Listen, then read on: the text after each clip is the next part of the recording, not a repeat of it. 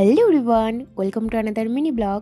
তো দেখো আমি এখানে রেডি হয়ে গিয়েছি আর টোটোতে বসে আছি। আজকে যাব কালী পুজো বাড়ি, এক জায়গায় নেমন্তন্ন আছে, তো টোটোতে করে যাব। টমি এখানে দেখো এটা হলো আমার ঠাকমা, আর ঠাকমার পাশে আছে এটা হলো বড় কাকি, আর এই যে আমার মা, আর আমার মা আর আমার মাঝখানে রয়েছে বোন।